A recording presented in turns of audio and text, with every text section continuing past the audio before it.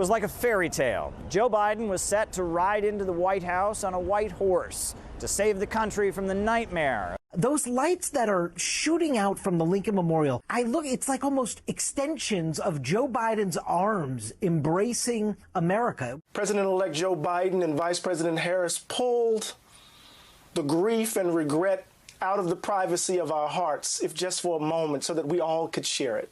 But in just a year, the country seems to have shifted from tears of joy and sighs of relief to "Let's go, Brandon."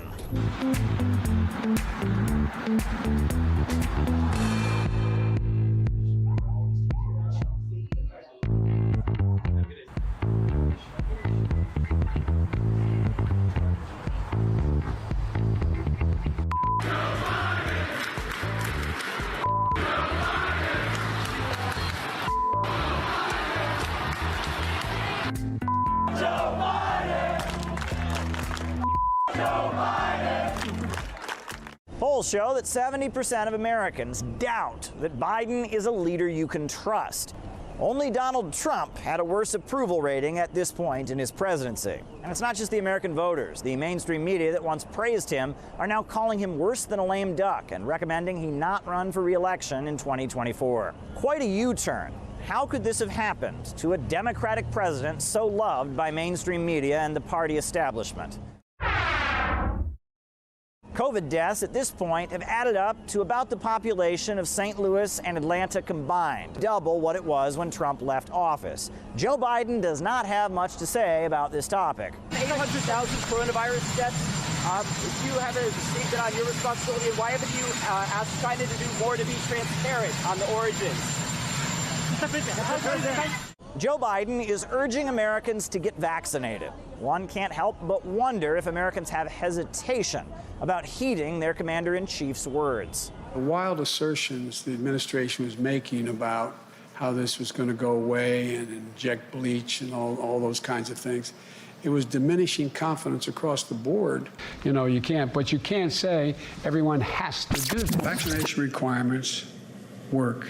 It only makes sense to require a vaccine to stop the spread of COVID-19. Forcing people to get vaccinated with mandates is not exactly a big hit either. Federal and private companies are fighting them in court. Furthermore, you've got the Senate repudiating the vaccine mandates and judges ruling against them. Inflation is at a 39-year high. Half of Americans say that Biden is making things worse, and 2/3 of Americans say that inflation is causing them financial hardships. Like ever since he became president, things have been slowly going downhill, especially in this city. Everything is about 40% higher than it was a couple of years ago. So, no, I would not say that they're doing a great job. To be honest, it's actually went more up. Like, everything went up. It's bad. It's really bad. The Afghan pullout got pretty messy. 13 soldiers died, people were hanging from planes, and U.S. personnel was left behind. Republicans wanted Joe Biden to be impeached. Now, that didn't exactly play out, but people aren't exactly ready to move on from this Afghanistan disaster. Best friend died in 2011 Afghanistan for what? This guy pulled this? It's not only the U.S. public that's unhappy with the Afghan pullout. Within Army ranks, there's rising discontent. Active duty Marine Corps Lieutenant Colonel Stuart Scheller, a combat veteran with multiple deployments in Iraq and Afghanistan, even went public. He demanded accountability from senior military and civilian leaders for their failures. People are upset because their senior leaders let them down, and none of them are raising their hands and accepting accountability or saying, we messed this up. I'm not saying we've got to be in Afghanistan forever, but I am saying, did any of you throw your rank on the table and say, hey, it's a bad idea to evacuate Bagram Airfield, the strategic air base, before we evacuate everyone? This got him charged in military court, fined and punished. But many consider him a hero. What about the commander-in-chief himself?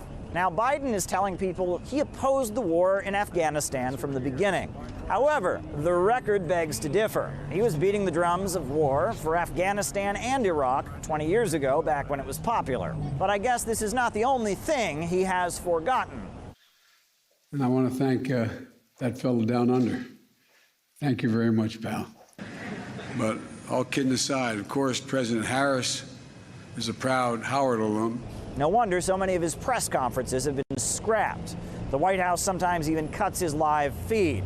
Polls show that Americans are questioning his mental capacity. Democrats are starting to get worried, with midterm elections less than a year away and Biden unpopular, even in states where he won the election by a large margin. There's so many reasons people should be disappointed and upset with Biden. It's hard to settle on one. Certainly, Afghanistan was a huge blow to America's sense of itself, and the outrage in middle America is not to be underestimated even today at the way Joe Biden got us out of Afghanistan. Joe Biden drug America down an ugly path. Of course, the economy, his unkept promises, his insistence that he would shut down the virus and not the economy. And since then, of course, he's had more deaths on his watch than Trump had on a longer time scale. I believe our allies no longer trust us. I believe our enemies are lining up to take advantage of us. You see how it all goes together, and it all is generally against American interest. It's extremely unfortunate, and he's not showing any sign of changing his ways.